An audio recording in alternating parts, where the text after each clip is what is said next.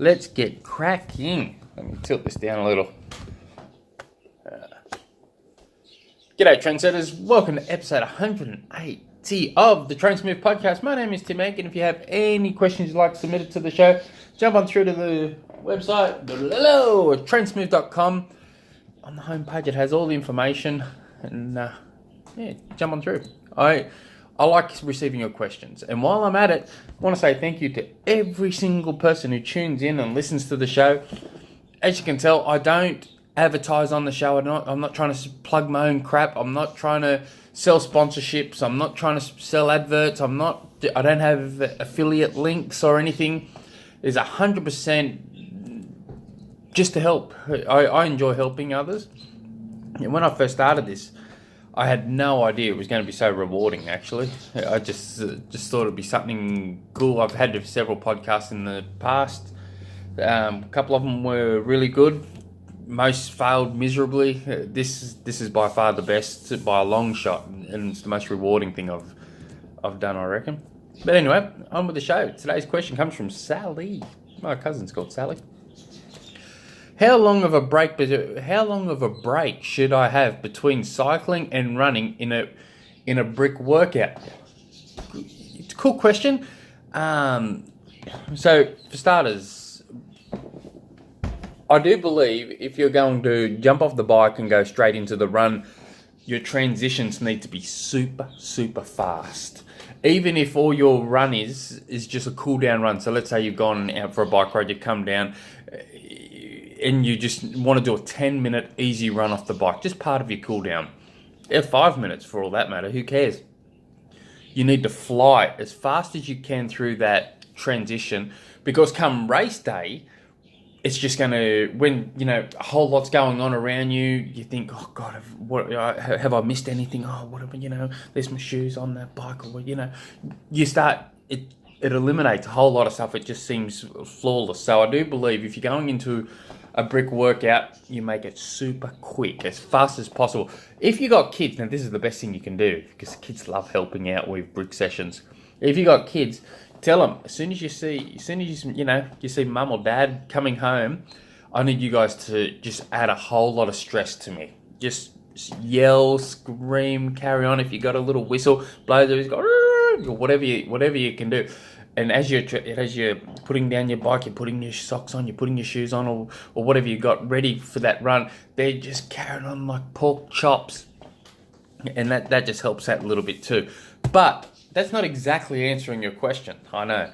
So there's a few things here. One thing I like doing for athletes, especially when we're just starting to build towards an Ironman or a 70.3, I'll get them to do a long bike ride of a morning, and then I'll get them to do a run at night. 4 hours later, do a run. You're getting that fatigue. You've already got the fatigue in your legs from that bike ride. You start running, and it just feels like you've just run straight off the bike, especially that first couple of kilometers until you probably warm up. I'm a big fan of that. I'm a big fan of the newer you are in the sport, the more brick workouts you kind of need to do, the less available training hours you have in a week. For example, let's say you've Monday to Friday, you've only got an hour a day, and let's say Saturday and Sunday is the only day you can actually go out for a little bit longer.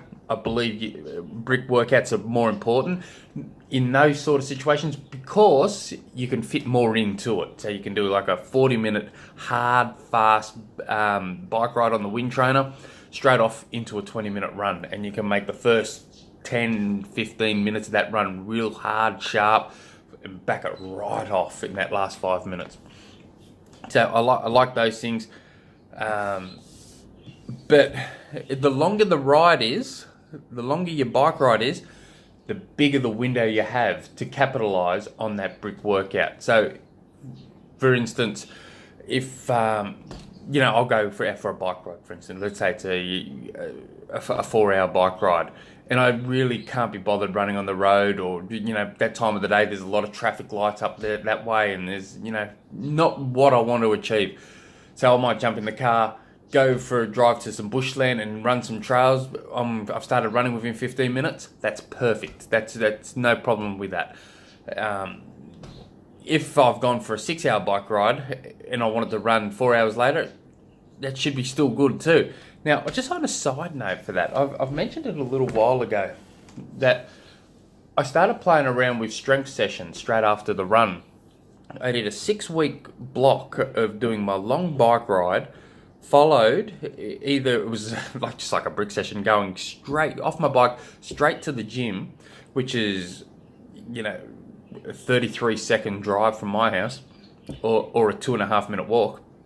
I go straight to the gym, and I'm straight into the weights. You're starting off in the legs, and I start off easy, but I'm lifting heavy towards the end. Well, I'm in maintenance section, so it feels heavy. But I have the weights that I want to lift already marked down on my program. So we're all told by many coaches, and I did this exact same thing. You don't do. If you're going to go do a bike ride and you're going to be doing a gym session, something, or a run, or, the quality is not going to be there in the gym session. But because I'm in maintenance section, I've already got it preset. I didn't find it a problem at all, lifting these already set weights. Now, what I found after 6 weeks of that is sometimes I'd go straight after the bike ride. Sometimes it'd be within 2, 3, I think the longest was 4 hours from a 6-hour bike ride. What I found was, by the end of that 6 weeks, I felt incredible the moment I got off that bike. The moment I got off that bike, I walked around, had a recovery shake or whatever, whatever. I started feeling ridiculously fresh. Like, I started questioning myself, thinking, I don't think it's like generally in the past, and I've been consistent in the gym for the last 3 years, and generally even right up to the day for the Ironman, if I go for a 6-hour bike ride, it feels like I've done a 6-hour bike ride. It doesn't feel like I've just come home and think I could easily have not done a single thing here. I felt ridiculously fresh. So anyway, so I started playing around with it as I'm getting close to my Ironman. I kept that same patternish going. A couple of times I couldn't make the gym, but it's ridiculous. I'll give you another example. 2 days ago, I went for a 6-hour bike ride in ridiculously cold weather. God, that has nothing to do with the story apart from it was ridiculously cold. I swear it was warmer in my refrigerator than it was outside. And personally, my legs can't fire in the cold. No matter how hard I try, I just can't get them going. But anyway, I put the 6 hours in. Within an hour of home, I felt great, like I was really fresh. And that irritates the hell out of me because I want to come home feeling smashed. But anyway, so I went to the gym. Straight within an hour ago, went to the gym. And I started lifting these weights. And one of the sets that I do is I do 3 times 12 of incline leg press, and I do it at 120 kilos. So I'm in maintenance section, as I was saying, but I'm not, I don't lift that heavy anyway because I'm weak.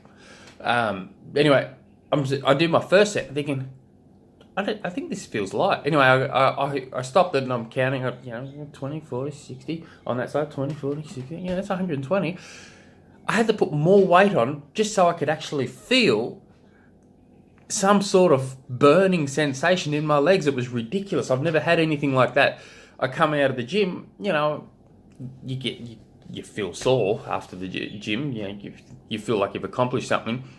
Within, I'd say, an hour of that, I'm feeling fresh again. I'm thinking, crikey, I'm not liking this. So my son and I decided to go for a mountain bike ride. So I just jump on my mountain bike, he jumps on his, and we go riding. And we're riding up these hills, and I'm obviously going to be a stronger rider than him, because he's only 9 years old, but I'm flooring up these hills and up these trails, and I'm thinking, I just felt great. Still, at the end of the day, I felt nothing. The next day, you would think there would be a remote sign of soreness in my legs. Nothing. It was like I started last night. I did my 30k run. It was supposed to be yesterday morning, but I'm having back problems. So that later on that night, I run 30Ks. I felt bloody fresh. So there's something into it. I'm not willing to go say, this is the be all and end all, but I'm definitely going to run some more experiments with this. But anyway, going back to your question. See, I just went completely to the side, so I do apologise. So if you went out for an hour bike, let's say you jumped on the wind trainer for an hour, and you did some VO2 work, it hurt. By the end of it, I think you've got a window of 10, 15 minutes to jump on that bike. I'm going to go even less than 5 to 10 minutes to jump into your running shoes and start running. If it was like a 2 hour, you can probably expand it every hour. You've got an extra 5 minutes until you get to 4 hours. Then you can, really expand it. So yeah, I'd like a little bit more content from you. Sorry, I'm trying to get my camera focus here as I'm talking. I'd like a bit more information on the actual sessions that you want to talk about, and I could give you an exact bit of information that would help you. But the shorter the ride, the less time you have to get running, and the longer the ride is, the more available time you have up your sleeve. But try and do it under stress. I remember talking to, at the time he was an elite ITU athlete, and in the ITU industry, field, you sneeze, you blow your nose, with one finger, and you're 10 seconds back, and then you've lost your race.